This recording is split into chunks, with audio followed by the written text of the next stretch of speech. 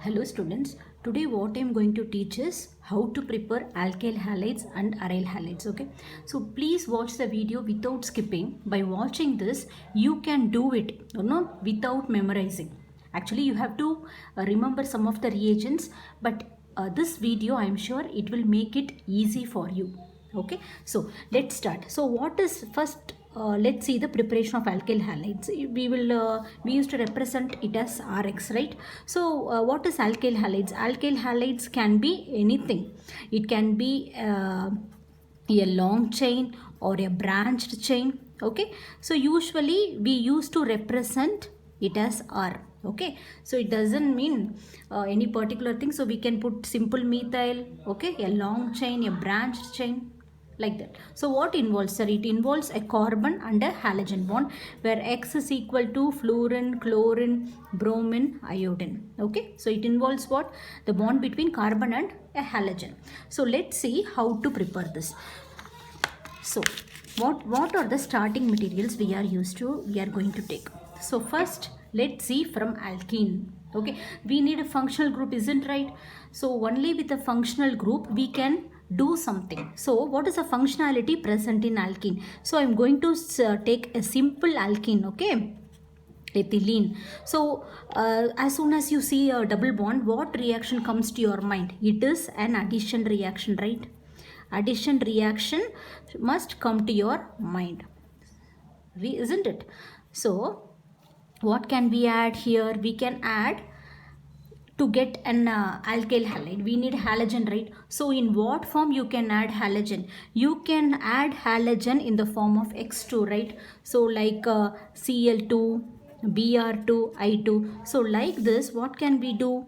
We are going to add, okay, against this bond like this. So we can add chlorine like this, we can add bromine. Since it is symmetric, there is no matter nucleophile or electrophile where it goes.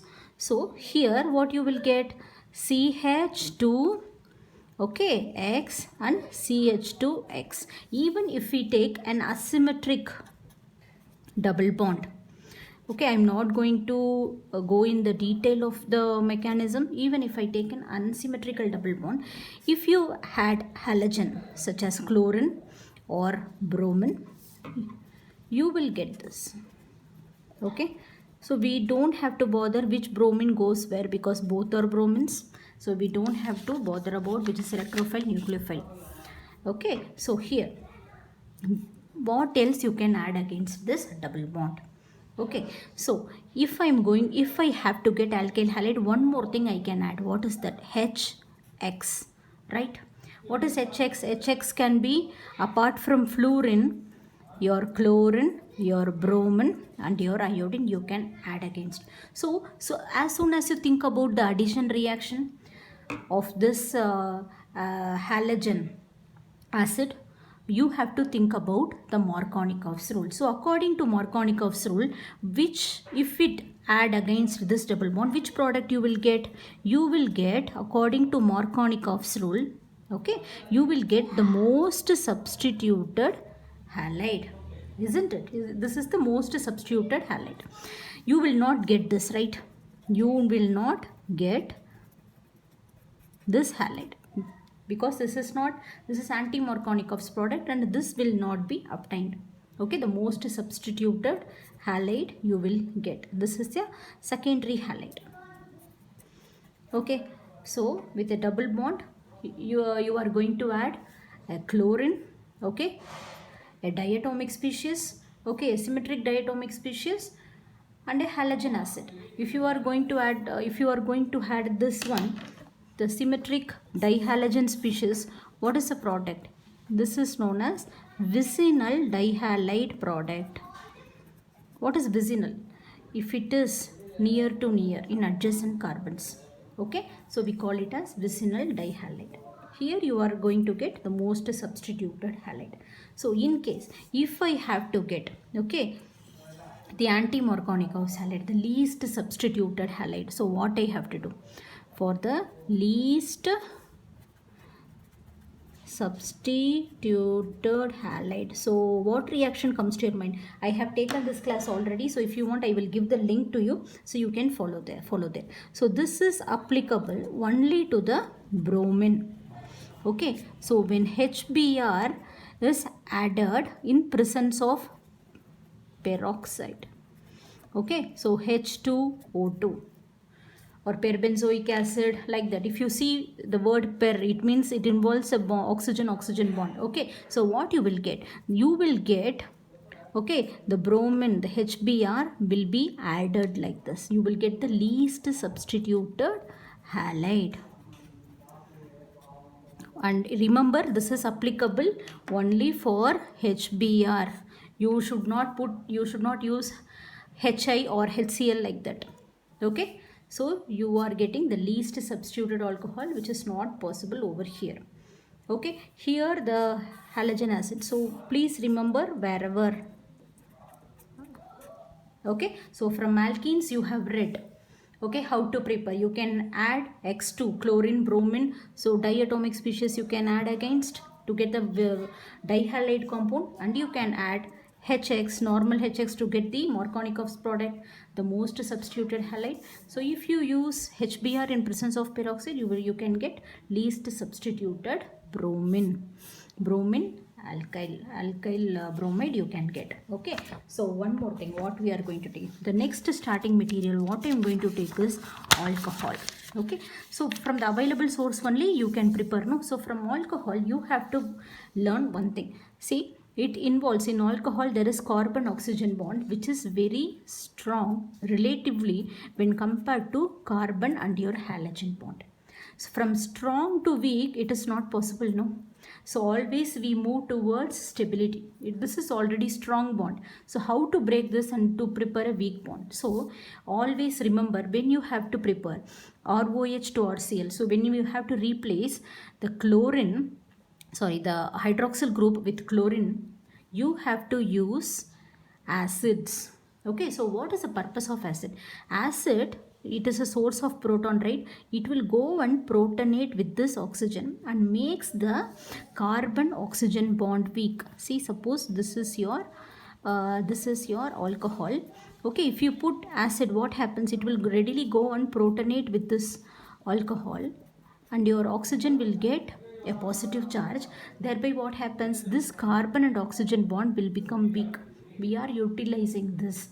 Without acid this is not possible.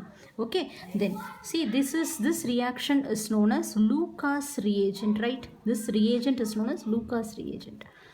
HCl in the presence of Zn chloride. So what is the purpose of HCl?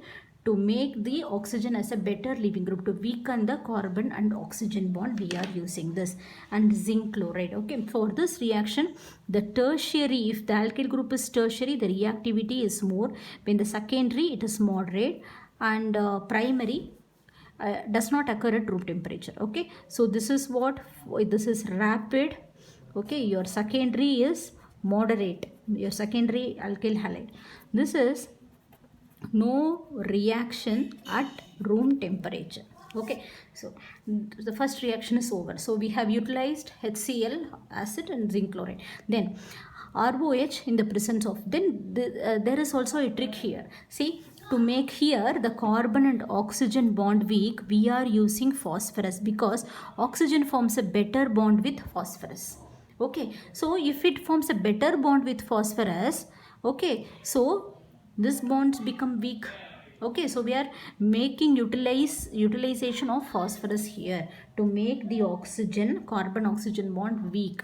Okay, so please remember, so this is PX3. So our halogen is, okay, remember, chlorine and bromine alone, not iodine or fluorine. Okay, so you will get the corresponding RCl, okay, and RBr plus this phosphorus acid. This is the side product, and this is very important. They will ask you what is the side product of this reaction, often in a mini reaction. sorry, not many reaction, in many competitive exams they used to ask. Okay, so if you balance the reaction, so this is 3 molecules of alcohol reacts with phosphorus trihalide to give you 3 molecules of alkyl halide and H3PO3.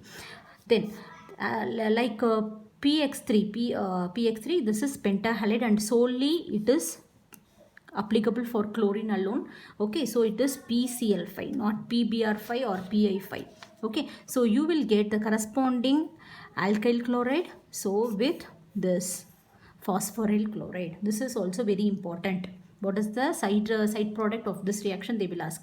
So when it is pentachloride, so remember this reaction. Okay, so here also we are making another reaction. Another reagent is what? So the corresponding halogen, and this is applicable only for bromine and iodine. You can use bromine in the presence of red phosphorus or iodine in the presence of red phosphorus. So you can prepare the corresponding alkyl bromide or alkyl iodide using this reaction. See, in all this reaction they made utilization of phosphorus because phosphorus forms a very strong bond with oxygen when compared to carbon. So easily we can break this bond. Okay, so how see how intelligently they have no, this is chemistry. So this is another one reaction. This is very important. Most of the reactions SOCl2 is used because the stereochemistry, whenever you use SOCl2, the stereochemistry will not be disturbed. So this is very important reaction. ROH plus, okay, sulfuryl chloride will give you the corresponding chlorine. This is applicable only for chlorine, please remember. And also please remember, in any of these reactions we have never prepared RF. Please kindly make a note of it. In any of this reaction but there is a smart way of preparing this, that also I am going to discuss with you. And please remember all these reagents. Now coming to alkanes. From alkanes, see, alkanes doesn't have any functional group, no functionality, it is a plain molecule. But what we can do is we can treat with the chlorine in presence of UV light, or this means heat. Okay, chlorine in presence of light or chlorine when you heat it. But this reaction is not often used because it used to give a mixture of products, you see, because it doesn't know chlorination goes, it cannot differentiate between any carbon. So the chlorination, you will get a mixture of compounds. So we never use this. See, mixture of compounds. So but you have to know what happens here. Okay, so this involves radical mechanism, not ionic mechanism. What is ionic mechanism? It involves carbocation or carbanion. This is radical. Okay, so since it is radical, it is very rapid. You cannot control the reaction. It doesn't follow any stereochemistry or something else. Always you end up with a mixture of compounds. Then this is very important and very how to say, you will very useful reactions. Okay, so here whenever you see, here there are some restrictions. Only chloride can be prepared here, and only chlorine and bromine can be prepared here. Only chlorine can be prepared here. Bromine and iodine can be prepared here. So there is a thing. So whenever you have an alkyl chloride or alkyl bromide, you can change to the corresponding alkyl iodide using this simple method. You have to just stir with sodium iodide in presence of acetone is the solvent here. Okay, acetone is the solvent here, that is a sole solvent. That is crucial. Okay, so this reaction is known as Finkelstein reaction, just exchange of halogen exchange. So whenever you couldn't prepare the iodo molecule, you can prepare it, you can just exchange the ions, halogens. Okay, then this is very important reaction. I already told you we couldn't prepare alkyl fluoride straightforward. In any, no straightforward method is available, but one smart way is there. See, your bromine, but particularly this has to be bromide. If any bromide is there, you can change to the corresponding fluorine group using this reagent. This is known as what? Schwarz reaction. Okay, Schwarz reaction. Okay, not only this reagent, another set of reagents are there. So I'll tell you. So Hg2, mercurous fluoride.